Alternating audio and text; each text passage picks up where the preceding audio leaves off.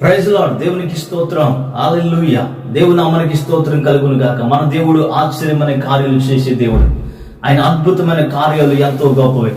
లేనిది ఉన్నట్లుగా చేయగలిగిన దేవుడు అసాధారణమైన కార్యాలు చేసేవాడు. మన దేవుడు సాధారణమైన దేవుడు కాదు, అసాధారణమైన కార్యాలు చేయగలిగిన దేవుడు. ఆయన is not a ordinary God, is a extraordinary God. ఆయన భూమి ఆకాశంలో సృజించిన దేవుడు, మన పరిస్థితులు ఎరుగున్న దేవుడు. ఆయన మన జీవితాలు ఈ రోజున చేదైన బ్రతుకుల నుంచి వెళ్ళొచ్చు, చేదైనటువంటి పరిస్థితులు ఉండవచ్చు, బాధకరమైన స్థితులు ఉండవచ్చు. అయితే దేవుని బిడ్డలారా, చేదైన దాన్ని మధురంగా మార్చగలిగిన దేవుడు మన దేవుడు. ఆయన మామూలమైన దేవుడు కాదు, చేదులోంచి కూడా ఆయన మధురంగా చేయగలిగిన దేవుడు. ఆయన నీటిని ద్రాక్షారసంగా చేసే దేవుడు. ఆయన మన జీవితాలు మారాగా ఉండొచ్చు ఈ రోజున, అయితే మన బ్రతుకులు మార్చగలిగిన దేవుడు మన ప్రభు అయిన యేసు క్రీస్తు. హల్లెలూయా. దేవునికి స్తోత్రం. ఈ దినము దేవుని బిడ్డలారా, ఇక్కడ మనం కూడి ఉన్నామంటే దేవుని యొక్క ఉద్దేశం, దేవుని యొక్క ఏర్పాటు ఆయన చిత్తంలో ఉండడమే. ఈ రోజున దేవుని ప్రజలమైనట్టు మనము, దేవుని ప్రజలుగా ఉన్నటువంటి మనం ఎరిగిన వారిగా ఉండాలి. దేవుని యొద్దకు వచ్చి ఆయనకు మొరపెట్టే వారిగా మనం ఉండేవారిగా ఉండాలి. దేవుని బిడ్డలారా, నీ జీవితంలో మారాలంటే పరిస్థితులు ఎన్నో ఉండొచ్చు. నీ బ్రతుకు చిదికిపోవచ్చు, నలిగిపోవచ్చు, వేసారిపోవచ్చు. అయితే నీ పరిస్థితి నుంచి ఎవరు విడిపించలేని స్థితిలోకి నువ్వు వచ్చి కలిగి ఉండొచ్చు. అయితే ఈ దినాన దేవుడు నీతో మాట్లాడుతున్న మాట, నీ బ్రతుకుని మార్చగలిగిన దేవుడు నా దేవుడు. హల్లెలూయా. నీ స్థితి ఎటువంటిదైనా, ఎండిపోయిన స్థితి ఉండొచ్చు, వేసరిగిపో ఉండొచ్చు నీ బ్రతుకు. అయితే నీ బ్రతుకుని మార్చగలిగిన దేవుడు ఆయన. మారాని మధురంగా మార్చిన దేవుడు. మనకు తెలుసు, ఇజ్రాయేల్ ప్రజలు వారి నీళ్లు లేనప్పుడు, వారు మారా చేరినప్పుడు వారి చేదు అనుభవాన్ని వారు చూశారు.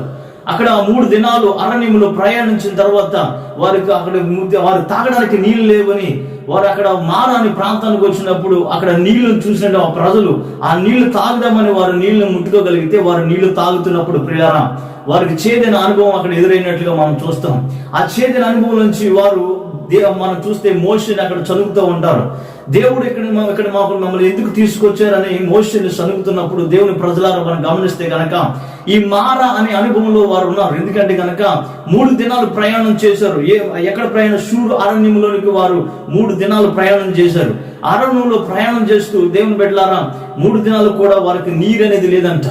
అయితే అక్కడ మారా చేరిన తర్వాత వారు నీరు చూడగానే ఆ ప్రజలకి ఒక ఆనందం కలిగి ఉండొచ్చు. ఇదిగో ఈ 3 దినాలు మనకు నీళ్లు లేవు కనుక ఇదిగో మనం నీళ్లున్న ప్రాంతానికి చేరగలిగాం. అయితే ఈ నీళ్లు మనం తాగుదామని ఎంతో సంతోషం, ఆనందపడి ఉంటారు. అయితే వారు ఎప్పుడైతే ఆ నీటిని ముట్టుకున్నారో, వారు ఎప్పుడైతే ఆ నీటిని తాగారో, ఆ నీటిని తాగానే వారి జీవితంలో ఏమి ఎదుర్కొన్నారో తెలుసా? చేదైన అనుభవం.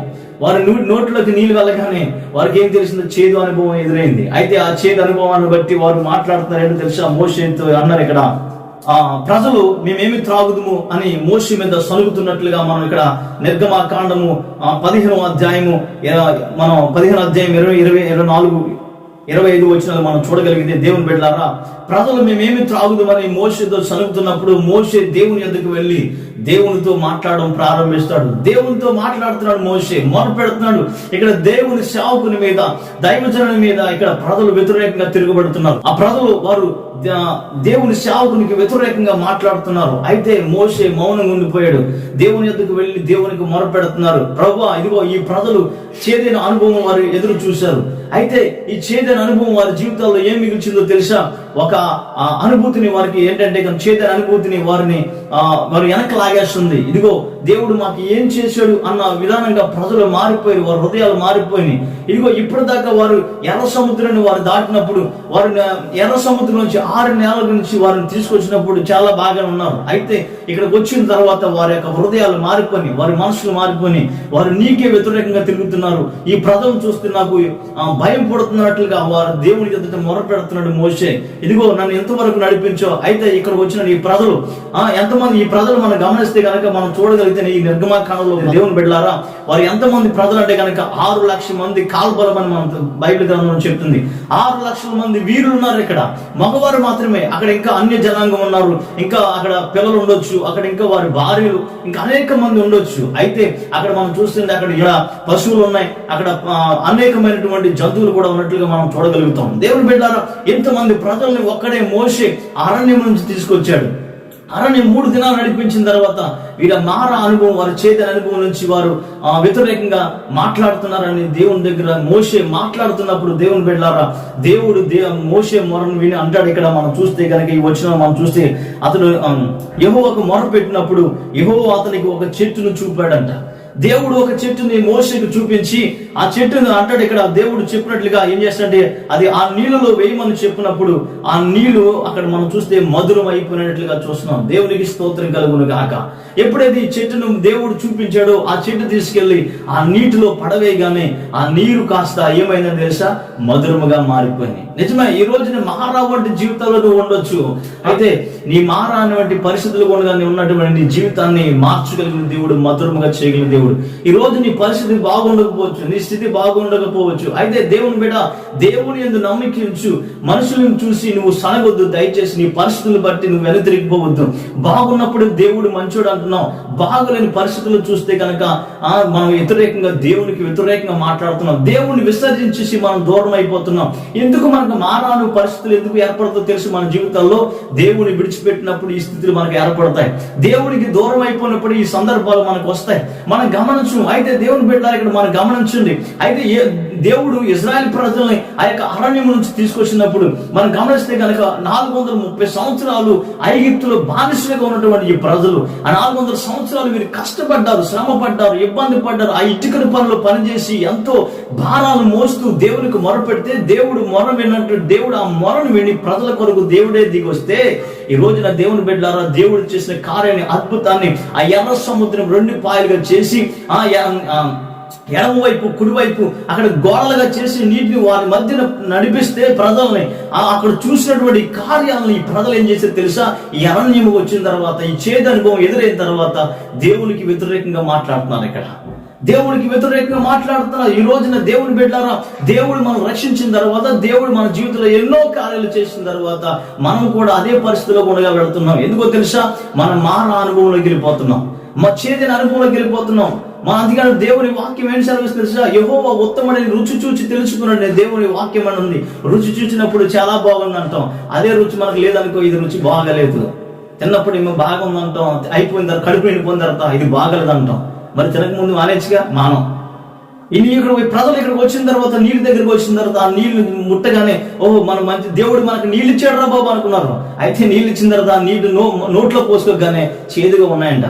ఎప్పుడైతే చేదుల అనుభవాన్ని చూశారో అంటున్నారు, వారు మోషేకి వ్యతిరేకంగా మాట్లాడుతున్నారు, సనుగుతున్నారు, మోషేకి వ్యతిరేకంగా విరుద్ధంగా ప్రవర్తిస్తున్నారు. దేవుడు ఇచ్చినటువంటి ఆశీర్వాదం, దేవుడు చేసిన గొప్ప కార్యాలను మర్చిపోయారు. ఈ రోజున మనం కూడా అదే పరిస్థితిలో ఉండొచ్చు. దేవుడు చేసిన తర్వాత దేవుడు మంచోడు అంటున్నాం, అయిపోయిన తర్వాత ఆ మంచి కార్యం లేకపోతే కనుక మనం దేవుడు నాకు ఏం చేశాడని మనం దేవునికి వ్యతిరేకంగా ప్రవర్తిస్తున్నాం. దేవుని ప్రజలారా, దేవుని వాక్యం అని తెలిసిందంట, యెహోవాను విడిచి వేరొకరు అనుసరించి వానికి శ్రమలు విస్తరిస్తాయని దేవుని వాక్యం సెలవిస్తుంది. దేవుని బిడ్డలారా, ఎప్పుడైతే మనం దేవుని విడిచిపెడతామో మన జీవితంలో మారా అనే పరిస్థితులు కూడా మనం వెళ్తాం. చేదైన అనుభవాలు మన జీవితంలో ఎన్నో ఉన్నాయి. అప్పు సమస్యలు, ఇబ్బందులు, ఇరుకులు, కష్టాలు, శోధనలు, ఇబ్బందులు, రోగాలు మన జీవితంలో ఎన్నో ఎదురవుతూ ఉంటాయి. కారణాలు ఏంటో తెలుసా, మనం దేవుణ్ణి విడిచిపెట్టడం ద్వారానే. దేవుడు మనం విడిచిపెడతామంటే దేవుడు మన హృదయానికి దూరం అయిపోవడం బట్టినే. ఈ రోజున ప్రజలు మనం ఇక్కడ గమనిస్తే ఇజ్రాయెల్ ప్రజల్ని వారు దేవునికి దూరంగానే ఉన్నారు. వారు దేవుడు చేసిన కార్యాలు మర్చిపోయారు కనుకనే దేవుడు మాకు నీళ్ళు ఇవ్వలేదు అని వారు సనుగుతున్నారు. దేవుడు మాకు నీళ్ళు ఇవ్వలేదని సనుగుతున్నారు. మాకు త్రాగడానికి నీళ్ళు ఇవ్వని వారు మోషే మీద సనుగుతున్నారు. 17 అధ్యాయం కూడా సనుగుతారు వాళ్ళు. అంటే వారి జీవితాల్లో ఏ రీతిగా ఉన్నాయి మనం గమనించాలి. దేవుని బిడ్డలారా, ఏ రీతిగా వారు మారా అనుభవానికి చేరగలిగారంటే కనుక మారా వచ్చారు, కానీ మారాలో ఉన్నటువంటి నీళ్లు చేదనే అనుభవాన్ని ఎందుకు మిగిల్చేయండి కనుక వారు చేసినటువంటి వారి హృదయం కాఠిన్యం బట్టే, వారి మనసును బట్టే అక్కడ ఆ నీరు వారి చేదుగా కనిపించింది. మనం ఇక్కడ చూస్తున్నాం. దేవుని బిడ్డ మనం గమనిద్దాం. దేవుడు అద్భుతమైన కార్యాలు చేయగలిగిన దేవుడు, అసాధారణమైన కార్యాలు చేయగలిగిన దేవుడు, మహారాణి మధురముగా మార్చిన దేవుడు. ఇక్కడ మోషే మొరపెడుతున్నాడు దేవుడికి మొరపెడుతుంటే ఆ చెట్టు ఎప్పుడైతే దేవుడు చూపించాడో ఆ చెట్టును తీసుకెళ్లి ఆ నీటిలో వేయగానే ఆ నీరు కాస్త మధురముగా మారిపోయింది. ఈ రోజు నీ బ్రతుకును చేదైన అనుభవంలో ఉండొచ్చు, చేదైన పరిస్థితులు ఎదురు ఉండొచ్చు నీ జీవితంలో. అయితే దేవుని బిడ్డ, నీ దేవుడు నీ జీవితంలోకి ఎప్పుడైతే ప్రవేశిస్తాడో, దేవుడు నీ జీవితంలోకి ఎప్పుడైతే నీ జీవితంలో ఎంటర్ అవుతాడో అప్పుడు నీ జీవితం మధురంగా మారుతుంది. దేవునికి స్తోత్రం కలుగును గాక. నీళ్లను ద్రాక్షారసంగా మార్చిన దేవుడు ఆయన. వీటికి మధురము లేనప్పుడు నీటికి ద్రాక్షారసంగా చేసి తీపిగా చేసిన దేవుడు నీ జీవితాన్ని ఒక ఉన్నతముగా దేవుడు చేయగలిగిన దేవుడు ఆయన. దేవుని యందు విశ్వాసం ఉంచుదాం, దేవుని కార్యాలను చూద్దాం. దేవుడు మనకు చేసిన వాటిని జ్ఞాపకం ఉంచుకుని దేవుడు చేసినటువంటి కార్యాలను మనం జ్ఞాపకం తెచ్చుకుంటే కనుక దేవుడు మన జీవితంలో ఎన్ని చేసాడో అర్థమవుతుంది. అందుకే దేవుని బిడ్డ దేవుడి కార్యాలు ఎప్పుడు మనం మర్చిపోయేటట్టుగా ఉండకూడదు.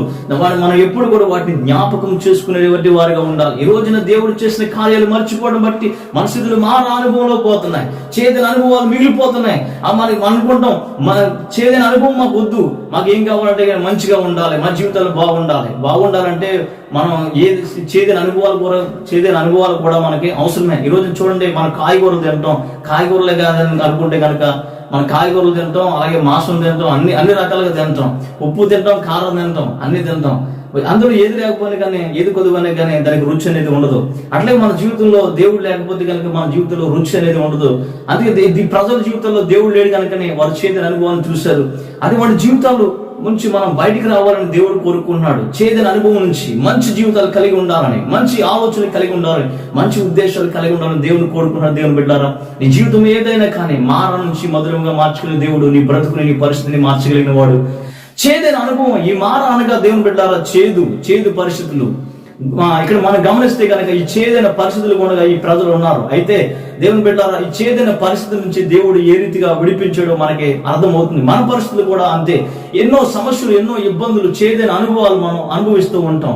మనకి మంచి కావాలనుకుండా కానీ చేదు వద్దానికి మనం విసిరివేస్తాం. అయితే దేవుని బిడ్డారా, మంచి జరిగినటువంటి ఈ ప్రజలు దేవుని శోధించడం ప్రారంభించారు, దేవుణ్ణి సనగడం ప్రారంభించాడు. దేవుడు చేసిన కార్యాలు, దేవుడు చేసిన అద్భుతాలు వారు చూడనట్లుగా ప్రజలు ఇక్కడ ఉన్నట్లుగా మనం గమనించగలం. అందుకే దేవుడు వీరిని పరీక్షిస్తున్నాడు. ఇక్కడ వీరి పరీక్షా కాలంలో ఉన్నారు. ఈ రోజున దేవుని ఎరిగినట్టు మనం కూడా అనేక సందర్భాల్లో చేదైన అనుభవాలు ఉండగా వెళ్తున్నాం. దేవుని నమ్ముకున్నాం, దేవుడిని ఇక్కడ వరకు తీసుకుని బాగానే వచ్చాడు. అయితే ఇక్కడ వచ్చిన తర్వాత నా పరిస్థితి ఎందుకు ఈ రీతిగా అయిపోయిందని మనం ఆలోచన చేస్తాం. అయితే ఎందుకు ఈ పరిస్థితి ఎదురైందని మనం ఆలోచన చేయగలిగితే దేవుణ్ణి మనం విడిచిపెట్టిన వారిగా మనం గమనించగలుగుతాం.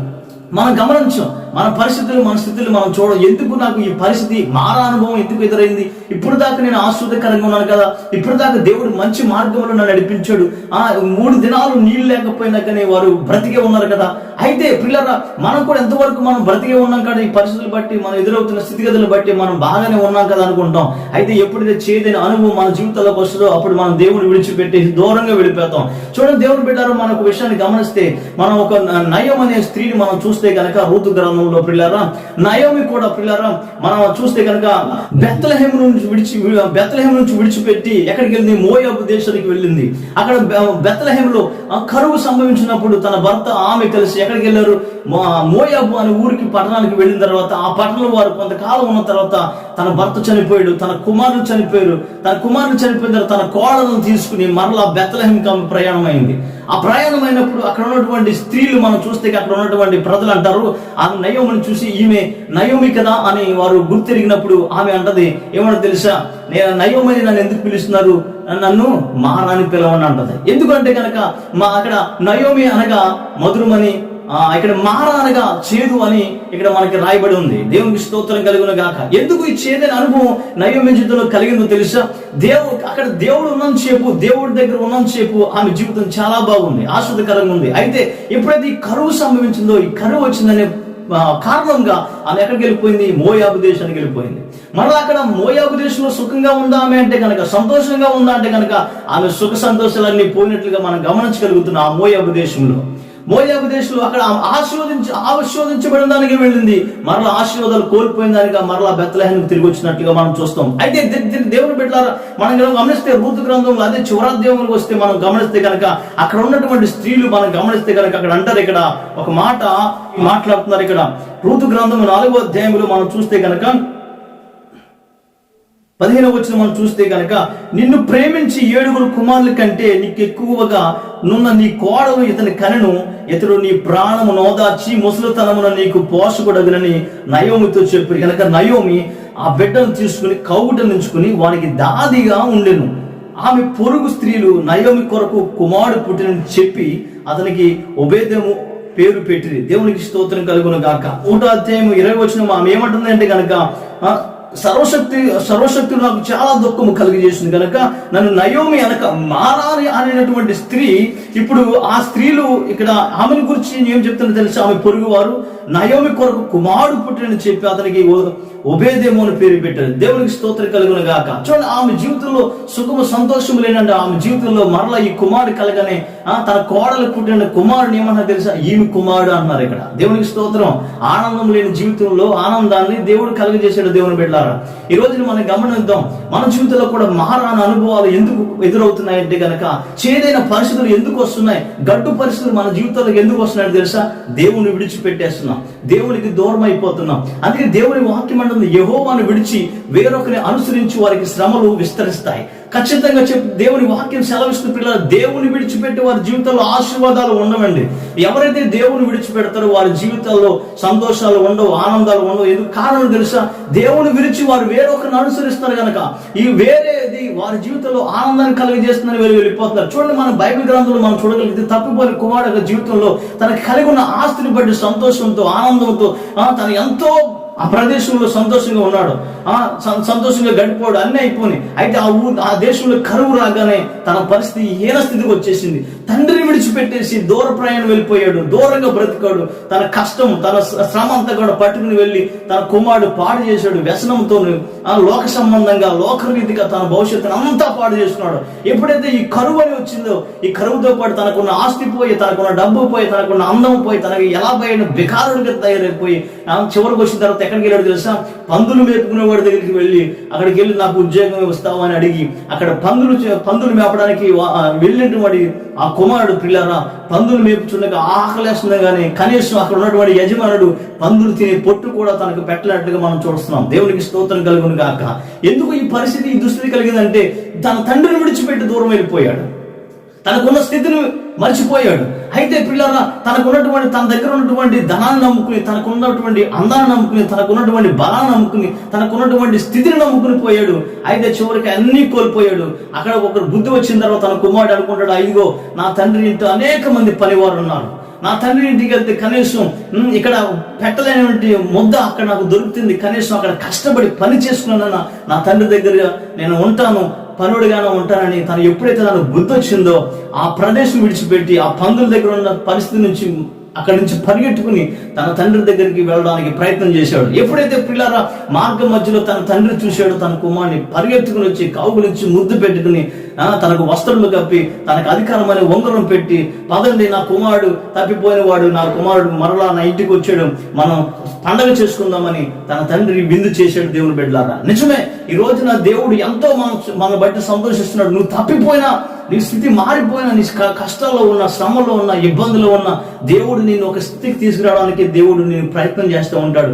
మారా అనుభవంలో నువ్వు వెళుతున్నావు అంటే ఆ మారా నుంచి మొదలుగా మార్చాలని దేవుడు నేను కోరుకుంటున్నాడు. నీ స్థితిని నీవు ఎప్పుడు ఉండే స్థితిలాగా దేవుడు నేను చేయాలని ఆశపడ్డా. ఆయన నువ్వు స్థితిని ఉన్నతమైన స్థితిలో ఉండాలని ఆయన కోరుకుంటున్న దేవుడు.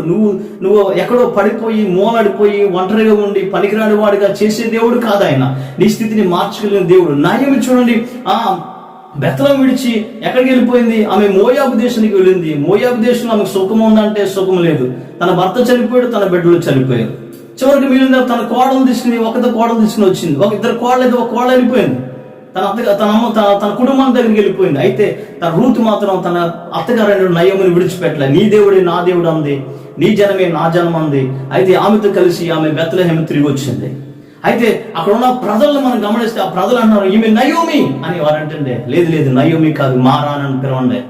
చేతిని అనుభవం ఉన్నాను, నేను కోల్పోయాను, దేవుని విడిచిపెట్టాను, దేవుని ప్రదేశాన్ని విడిచిపెట్టి దేవుని సన్నిధికి దూరం అయిపోయి బతికాను. నా జీవితం అంతా మారిపోయింది, నా పరిస్థితి అంతా మారిపోయింది. అయితే ఇక్కడ ఉన్నటువంటి ప్రజలు మన రూతు గ్రంథం చివరి అధ్యాయంలో మనం చూస్తే 4వ అధ్యాయంలో వారు అంటున్న మాట ఏంటి తెలుసా? ఆమె పొరుగు వారు స్త్రీలు అంటున్నారు, నయోమి కొరకు కుమారుడు పుట్టినని చెప్పి అతనికి ఒబేదేము పేరు పెట్టారు. ఇక్కడ దేవునికి స్తోత్రం. అంటే ఎంతప్పుడు దుఃఖంలో ఉన్నటువంటి ఈ జీవితాన్ని ఆనందకరంగా మార్చిన ముసలామె అయిపోయింది. ముసలామెకి కుమారులు పుట్టగలరా? లేదు. అదే అంటది కదా కోళ్ళతో కూడా ఆమె, ఇదిగో నేను కుమారులు కనిదాకా మీరు ఉంటారా, మీరు అప్పటికి ముసలోళ్ళు అయిపోతారు, వీళ్ళు ఎదిగి దాకా మీరు ఉంటారా అని అంటది అత్తగారు నయోమి. అయితే దేవుని బిడ్డలారా, ఇక్కడ సంతోషం కలిగిన తల్లిగా అక్కడ ఉన్నట్లుగా మనం గమనిస్తున్నాం. మన జీవితంలో కూడా మారా అనుభవాలు కూడా మనం వెళుతున్నాం, చేదైన పరిస్థితులు కూడా మనం వెళుతున్నాం. కారణం ఒకటే, మనం దేవుణ్ణి విడిచిపెట్టేస్తాం. దేవుని సన్నిధిని విడిచిపెట్టేసి మనం దూరం అయిపోయి బ్రతుకుతున్నాం. కనుకనే మన జీవితాలు చేదుగా ఉంటున్నాయి, మన జీవితాలు బిటర్నెస్ గా ఉంటున్నాయి. అందరికి కూడా మనం చేదుగా కనబడుతున్నాం. కారణం ఒకటే, దేవునికి దూరంగా ఉండి బ్రతుకుతున్నాం. దేవుని బిడ్డలారా, ఈ రోజు నేను దేవుడు పిలుస్తున్నాడు. దేవుని ఎదుగు రాగలిగితే, దేవుని చెంతకు నువ్వు చేరగలిగితే నీ జీవితాన్ని మారా నుంచి మధురంగా మారుస్తాడు. ఓడిపోయిన జీవితాన్ని విజయ పతాకులు ఎగరవేయగలిగిన దేవుడు ఆయన. ఒంటరి అయిపోయిన బ్రతుకుని ఉన్నతమైన స్థితిగా మార్చగలిగిన దేవుడు నా ప్రభువైన యేసుక్రీస్తు. నిజమే దేవుని బిడ్డలారా, దేవుడి కార్యాలు, అసాధారణమైన కార్యాలు గమనించిన దేవుని బిడ్డలారా, నా దేవుడు సాధారణమైన వ్యక్తి కాదు, అసాధారణమైన కార్యాలు చేయగలిగిన దేవుడు ఆయన. నీటిని ద్రాక్షారసంగా మార్చిన దేవుడైనా నీ జీవితాన్ని మార్చలేడా? ఖచ్చితంగా మారుస్తాడు. మనకు తెలుసు దేవుని బిడ్డలారా, కానా వివాహంలో అక్కడ ఉన్నటువంటి అక్కడ వివాహం జరుగుతున్నప్పుడు వారికి ఏమైపోయింది, తాగడానికి ద్రాక్షారసం లేనప్పుడు ఆమె తల్లి అంటే, ఇదిగో తన పని వారిని పిలిచి, ఇదిగో ఆయన మీతో చెప్పింది చేయడం చెప్పింది. వారు ఎప్పుడైతే చెప్పింది చేయమన్నారో, అక్కడ ద్రాక్ష అయిపోయినటువంటి క్రమంలో పిల్లరా యేసు ప్రభు అంటున్నాడు అక్కడ ఉన్న పని వారితో, ఇదిగో వెళ్ళి అక్కడ బాణలు తీసుకొచ్చి ఇక్కడ పెట్టండి, ఆ బాణలో రాత్రి బాణలో మీరు నీళ్లు పోసి నింపండి అని చెప్పారు. అయితే దేవుని బిడ్డలారా, నీళ్లు తెచ్చుకొచ్చి నింపారు. నీళ్లు పట్టుకెళ్ళి మరలా వాళ్ళకి ఇమ్మన్నాడు. వారికి ఎరిగింది ఏంటంటే, నీళ్లు పట్టుకొచ్చారు, నీళ్లు పట్టుకుని వారికి వెళ్ళి పెళ్లి వారికి పంచిపెట్టారు. అయితే అక్కడ తాగుతున్న వారు, నీళ్లు తాగిన వారు ఏమన్నా తెలుసా, ఇది ఇంత మధురమైనటువంటి ద్రాక్షారసం ఎక్కడి నుంచి వచ్చింది, ఎలా వచ్చింది? అందరూనేమో మొదటిగా మంచి రసం పోస్తారు, చివరికి వచ్చిన దాన్ని జబ్బు రసం పోస్తారు. ఇప్పుడు మంచి రసం అయిపోసారు, ఎక్కడ దాన్ని పెండ్లి కుమారుని అడుగుతున్నారంటే ఇక్కడ. దేవునికి స్తోత్రం కలుగును గాక. నా ప్రభు ఏదైనా చేయగలరు. దేవుని బిడ్డలారా, మనం దేవుని నమ్మగలిగితే, దేవుని కార్యాలయంలో విశ్వాసం ఉంచగలిగితే మన జీవితంలో అసాధారణమైన కార్యాలు చేయగలిగిన దేవుడు ఆయన. మానను మధురముగా మార్చిన దేవుడు. వేసిని ప్రిలారా, మన రాహాబును వేసిని మనం గమనిస్తే కనుక దేవుని బిడ్డలారా, ఆమె జీవితాన్ని మార్చేసాడు. ఒకసారి మన బ్రతుకులు కూడా మార్చాడు ఆయన. తన కుటుంబాన్ని రక్షించి, రాహాబు కుటుంబాన్ని అంతా రక్షించబడడానికి కారణం తెలుసా? ఆమె జీవితం మారింది కనుకనే. తన దేవుడు తన దేశాన్ని అప్పగిస్తాడని తెలుసు కనుకనే, ఆ ప్రాంతాన్ని అప్పగిస్తాడని తెలుసు కనుకనే రాహాబు తన జీవితాన్ని మార్చుకుంది. దేవుని విశ్వాసం ఉంచింది. తన కుటుంబాన్ని, తనని, తన అన్నదమ్ములని, తన ఇంటి వారిని అందరినీ రక్షించగలిగింది. ఈ రోజున మన జీవితాలు కూడా, ఈ రోజు కృంగిన స్థితిలో నువ్వు ఉంటే, నలిగిన స్థితిలో నువ్వు ఉంటే, నీ స్థితిని ఎందుకు పనికిరాదని అనేవారు ఉంటే, అయితే జ్ఞాపకం చేసుకో. దేవుని బిడ్డ, ఈ దినము దేవుని చెంతకు రా, దేవుని యొద్దకు తిరిగి రామని పిలుస్తున్నాడు ఆయన. నా యొద్దకు వచ్చు అని ఎంత మాత్రమో త్రోసివేయని చెప్తున్న దేవుడు ఆయన. నువ్వు దేవుని యొద్దకు వస్తే నిన్ను త్రోసివేయడు ఆయన. మనుషులు నిన్ను త్రోసివేయచ్చేమో కానీ దేవుడు ఎన్నడూ నిన్ను త్రోసివేయడు. ఆయన నిన్ను హక్కును చేర్చుకుని ఆయన నీ యొద్దకు నడిపించే దేవుడు ఆయన. నీ యొద్దకు వచ్చే దేవుడు ఆయన. నీ పరిస్థితిని మార్చి, మారా వంటి జీవితాన్ని మధురముగా మార్చి, నీటిని ద్రాక్షారసంగా మార్చిన దేవుడు నీ జీవితాన్ని ఒక మధురమైనటువంటి జీవితంగా చేయగలిగిన దేవుడు ఆయన. దేవుని యందు విశ్వాసం ఉంచండి, దేవుని కార్యాలను నమ్మండి. దేవుని యొద్దకు వచ్చిన తర్వాత దేవుడు నాకు ఏం చేశాడని అడగొద్దు దయచేసి. దేవుడు నీకు ఎన్నో చేశాడు. నేను అంటాను, దేవుడు నాకు ఏం చేశాడు అంటున్నావు, నువ్వు దేవుని కొరకు ఏం చేసావు ఒకసారి ఆలోచించి. దేవుని కొరకు ఏం చేసావు ఒకసారి ఆలోచించాయి. అందుకే ఇక్కడ మోషే అంటాడు, దేవుని బిడ్డలారా, నిర్గమాకాండం 15 అధ్యాయం చివరి వచ్చిన మనం చూస్తే కనుక 26వ వచనంలో మనం చూస్తే ఇక్కడ అంటాడు, మీ దేవుడిని యెహోవా వాక్కును శ్రద్ధగా విని ఆయన దృష్టికి న్యాయమైనది చేసి ఆయన ఆజ్ఞలకు విధేయులై ఆయన కట్టడలన్నిటినీ అనుసరించి నడిచిన ఎడల నేను ఐగుప్తులకు కలుగజేసిన రోగములు ఏది మీకు రానేను అంటున్నాడు. నిన్ను స్వస్థపరచు యెహోవాను నేనే అని దేవుని వాక్యం సెలవిస్తుంది. దేవుని వాక్కును మనం శ్రద్ధగా వినగలిగితే, ఆయన దృష్టికి న్యాయం అనేది మనం చేయగలిగితే, ఆయన ఆజ్ఞలకు మనం విధేయులై కట్టడాన్ని అనుసరించి నడుచుకున్నట్లయితే ప్రియులారా, ఐగుప్తులో కలిగినది ఏది మనకు రాదంట. ఐగుప్తులో జరిగిన సంఘటనలు ఏవి మన జీవితాలకు సంభవించవు. అది రోగమైన, వ్యాధైనా, వ్యసనమైన, బలహీనతైనా, పరిస్థితులు ఏదైనా అవి మన యుద్ధకు రావు. ఎందుకో తెలుసా? దేవుడు నీకు తోడై ఉంటాడు. ఆయన దేవుడు నీకు ముందుగా ఉండి నడిపేశాడు. ఆయన నీ పరిస్థితులన్నిటి నుంచి విడిపించి నిన్ను గొప్ప చేసి నేను ఉన్నతమైన స్థితిలో ఉంచాలని కోరుకుంటున్నాను నా ప్రభు అయిన యేసుక్రీస్తు. ఈ రోజున దేవుని దగ్గర రాగలిగితే, దేవుని చెంతకు చేరగలిగితే దేవుడు నీ జీవితాన్ని మార్చుతాడు. నయోమి జీవితంలో ఆనందాన్ని కలిగించాడు ఆయన. మన జీవితాల్లో కూడా ఆనందాన్ని కలుగజేస్తాడు. నమ్ముదాం దేవుని బిడ్డలారా, దేవుని వాక్యం సత్యం గలది. ఆయన వాక్కును శ్రద్ధగా విందాం, ఆయన మాటను శ్రద్ధగా విందాం, ఆయన దృష్టికి న్యాయమైన చేద్దాం. మనకి ఇష్టమైనట్టు కాదండి, దేవునికి ఇష్టమైనట్లుగా మనం చేయాలి. దేవుని దృష్టికి మనం ఇష్టమైన వారిగా ఉండాలి. ఆయన దృష్టికి మనం ఇష్టమైన వారిగా ఉంటే ఏది మనకి సంభవించదు, ఏ అపాయం మన ఎద్దకు రాదు, ఏ కీడు మన దరికి చేరదు. కారణం ఒకటే, దేవుడు మన పక్షాన ఉంటాడు, దేవుడు మనకు తోడై ఉంటాడు, దేవుడు ఎన్నడూ మనం విడిచిపెట్టాడు. మారని అనుభవం నుంచి మధురమైనటువంటి స్థితిలోకి నేను తీసుకొస్తాడు ఆయన. నీ జీవితం ఎలాంటిదైనా ఈరోజు, నీ పరిస్థితి ఎలాంటిదైనా ఈరోజు దేవుని ఎద్దుకు రా. నయోమి తిరిగి వచ్చింది అన్ని కోల్పోయిన తర్వాత. ఈరోజు నువ్వు అనుకున్నామో అలాగే నయోమిలాగా వెళ్దాం అనుకోకు. దయచేసి నయోమిలా కాదు ఉండడం. నయోమికున్న పరిస్థితులు ఏమైనప్పటికీ నీ పరిస్థితులు వేరు, నయోమి పరిస్థితులు వేరు. అయితే నువ్వు దేవుని యుద్ధకు వచ్చి నీ హృదయాన్ని, నీ మనస్సును, నీ యొక్క జీవితాన్ని దేవునికి అప్పగించుకో. దేవుడు నిన్ను పరిపాలించాలి. దేవుడు ఒక నాయకుడిగానే ఉండాలి. దేవుడు నీకు నాయకుడై ఉండాలి. దేవుడు నీకు రాజుగా ఉండాలి. దేవుడు నీకు కాపరిగా ఉండాలి. దేవుడు నిన్ను పరిపాలించేవాడిగా ఉండాలి. ఈ లోకంలో అందరూ నేను పరిపాలిస్తున్నారు, కానీ దేవుడు మాత్రం నేను పరిపాలించేవాడిగా చేసుకుంటున్నావు. నీ జీవితానికి పాడైపోవడానికి కారణం ఒకటే, దేవుని విడిచిపెడుతున్నావు, దేవుని విసర్జిస్తున్నావు, దేవుడు వద్దనికి దూరం అయిపోతున్నావు. ఈ పరిస్థితులకు దగ్గర అయిపోయి, ఈ లోకంలో ఉన్న వాటికి దగ్గర అయిపోయి దేవునికి దూరంగా బ్రతుకున్నావు. దేవుని బిడ్డలారా, దేవుని ఎద్దుకు రండి. ఆయన మీ ఎద్దుకు వస్తాడు. ఆయన మీ ఎద్దుకు వస్తాడు. మీ జీవితాలను మార్చుతాడు. మీ జీవితాలని మార్చగలిగిన దేవుడు, మీ పరిస్థితుల్ని మార్చగలిగిన దేవుడు. ఆయన ఎందుకు విశ్వాసం ఉంచు, ఆయన ఎందుకు నమ్మికించు. ఆయన సమస్తమును చేయగలిగిన దేవుడు. ఆయన అసాధారణమైన కార్యాలు చేయగలిగిన దేవుడే. ఆయన గొప్ప దేవుడు, ఉన్నతమైన దేవుడు. దేవుడు ఈ మాటలు మన విడిపిల్లో దీవించును గాక. ఆమె ప్రార్థన చేసుకుందాం. మహాపరిశుద్ధుడైన తండ్రి, మారను మధురముగా మార్చిన దేవుడు, ఈ రోజున ఎందరైతే మార అనుభవంలో ఉన్నారు, మారా స్థితిలో ఉండి మేము మా జీవితాలు ఇంతేనా అని ఆలోచిస్తున్నటువంటి వారు అయితే ప్రభువా, ఆ స్థితి నుంచి మార్చగలిగిన దేవుడు నీవు ఒక్కడవే మాత్రమే. వారి జీవితాలను మార్చండి, వారి బ్రతుకులు మార్చండి, మారా నుంచి విడిపించి మధురముగా చేయమని యేసుక్రీస్తు నామమున అడిగి ప్రార్థిస్తున్నాం తండ్రి. ఆమేన్.